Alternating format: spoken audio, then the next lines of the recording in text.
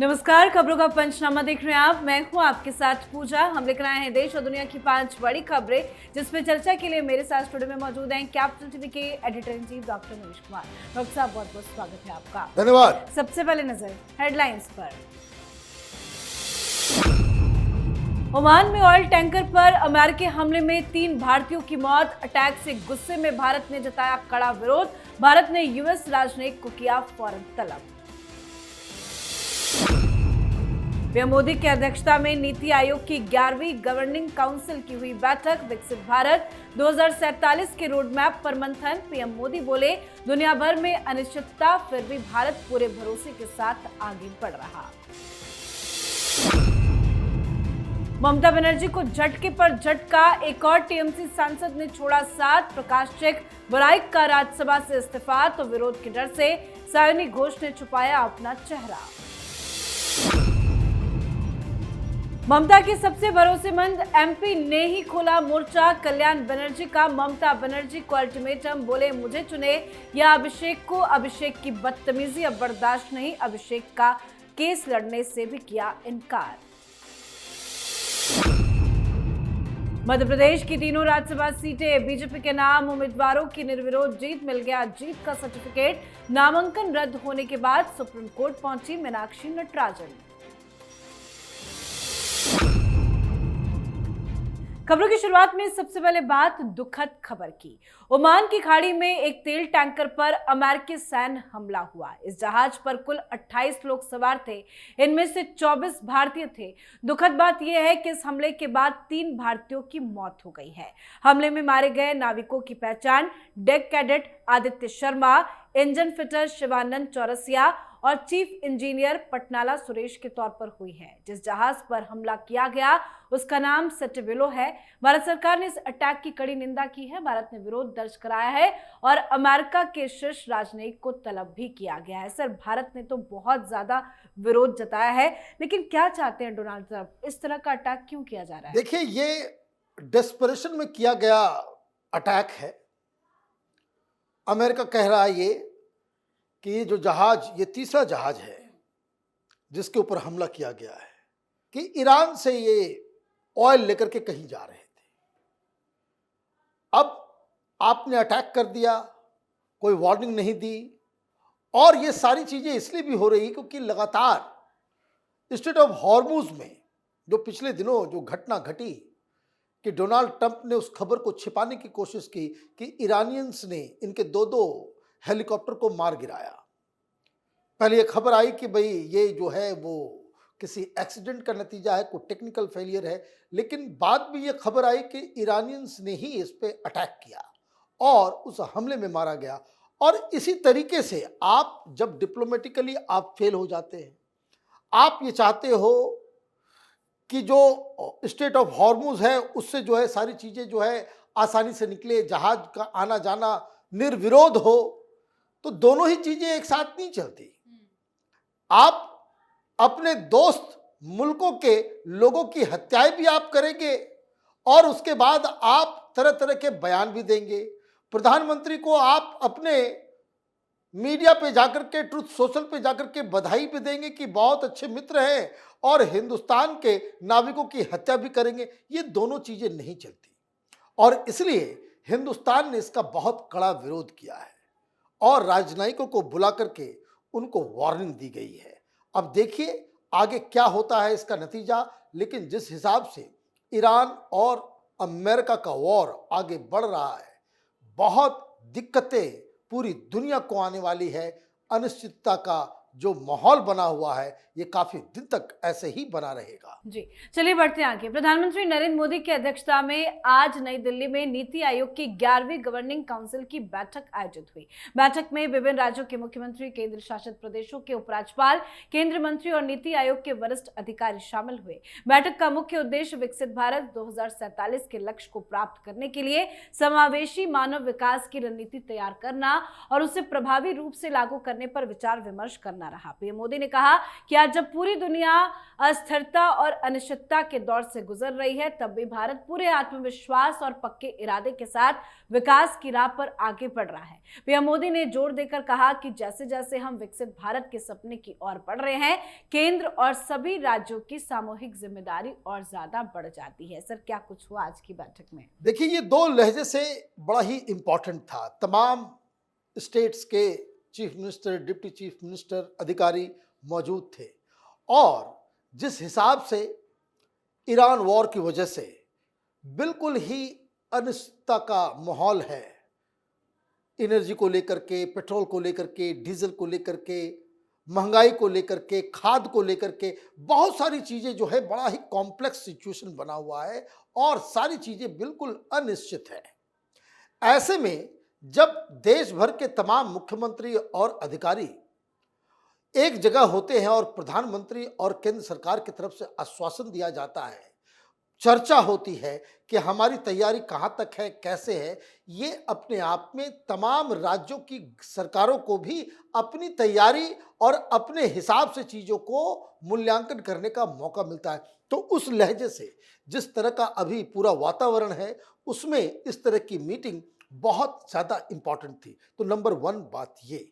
Number 2, जो प्रधानमंत्री मोदी का 2047 का जो सपना है कि विकसित भारत के लिए वो जो रोड मैप है, उस रोड मैप को कैसे आगे लेकर के जाना है, किस राज्य में क्या होना है और किस हिसाब से इसमें फाइनेंशियल शेयरिंग होनी है, केंद्र से क्या मदद चाहिए, ये नीति आयोग की बैठक इस 2 मायने में आज बहुत ही ज्यादा इंपॉर्टेंट था। जी, अब बात ममता बनर्जी की पार्टी टीएमसी में मचे घमासान की। ममता बंगाल चुनाव क्या हारी, ममता बनर्जी के ऊपर मुसीबतों का पहाड़ टूट पड़ा है। अब पार्टी ही ममता बनर्जी के हाथ से फिसलती जा रही है। ममता बनर्जी को एक के बाद एक झटके लग रहे हैं। अब टीएमसी के राज्यसभा सांसद प्रकाश चिकबराइक ने ममता बनर्जी को झटका दिया है। टीएमसी सांसद प्रकाश चिकबराइक ने राज्यसभा से इस्तीफा दे दिया। इससे पहले सुष्मिता देव और शुकेंदु शेखर भी इस्तीफा दे चुके हैं। इस्तीफा देने वाले टीएमसी राज्यसभा सांसदों की संख्या 3 हो गई है और यह संख्या बढ़ भी सकती है।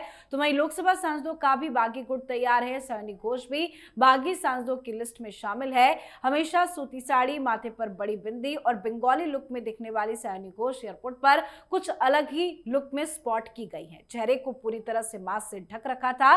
जिस अंदाज में सयानी नजर आई है, मानो सयानी को भी विरोध का डर सता रहा है, क्योंकि टीएमसी के लोग जहां जहां जा रहे हैं उनके खिलाफ जमकर विरोध हो रहा है, अंडे फेंके जा रहे हैं। सर, क्या चल रहा है टीएमसी के अंदर? आज एक बार फिर से एक और राज्यसभा सांसद ने इस्तीफा दे दिया। बंगाल से तो ये खबर आ रही है कि अंडा बेचने वाले भी पूछ रहे हैं, 2 तरह का अंडा रख रहे हैं।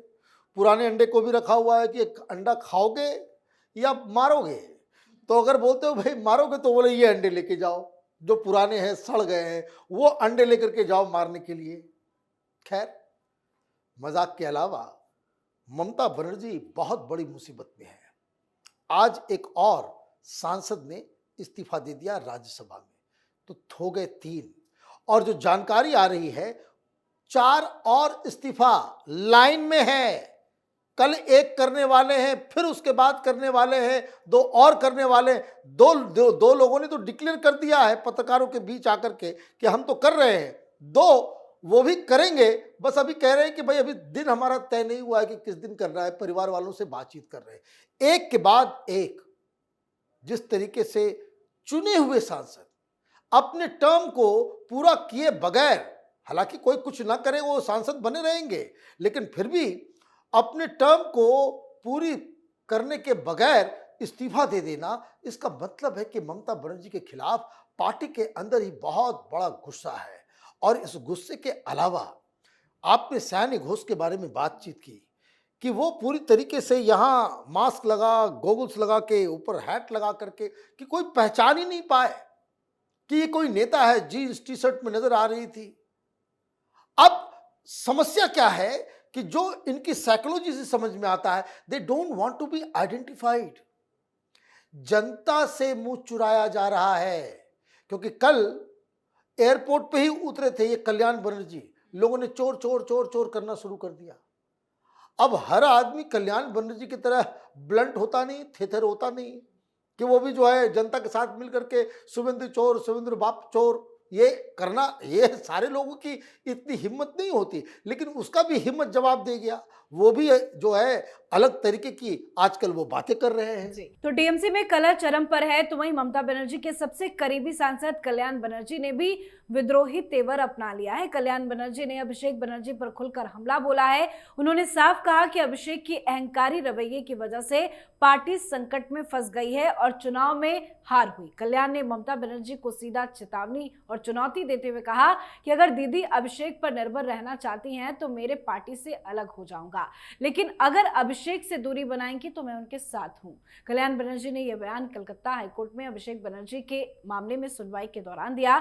उन्होंने खुद को केस से अलग कर लिया है और मीडिया से बातचीत में अपनी नाराजगी जाहिर की है। कल्याण बनर्जी ने साफ कर दिया है कि अब वो अभिषेक बनर्जी के किसी भी केस में वकील नहीं रहेंगे। सर, ये क्या हो गया? किसी ने नहीं सोचा होगा कि कल्याण बनर्जी इस तरह की बातें करेंगे। देखिए, होता है कि जब जीवन में कष्ट आते हैं ना और लोग मुसीबत में होते हैं, ऐसा लगता है कि हर जगह लोग धोखा दे रहे हैं, तो ट्रस्ट डेफिसिट अपने आसपास के लोगों के ऊपर भी हो जाता है।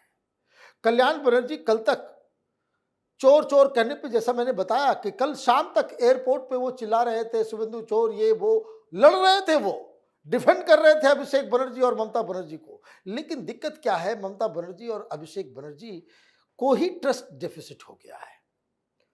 जिस तरह के लोग पार्टी छोड़ छोड़ के जा रहे हैं, उनको किसी पे विश्वास नहीं है, और यही lack of confidence in Kalyan Banerjee, वो रिजल्ट हुआ ये कि रात के 12:30 बजे फोन करके कहलवा दिया गया कल्याण बनर्जी को कि आप केस नहीं लड़ेंगे, उनकी जगह कोई जूनियर अधिवक्ता जो है चुनाव ये केस लड़ने वाला है।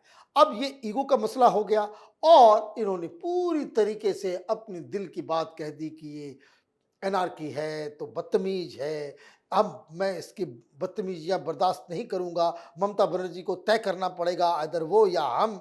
तो ये जो आपने कह दिया कि आइदर वो या हम, कल्याण बनर्जी टीएमसी को छोड़ने का अपना रास्ता तय कर रहे हैं।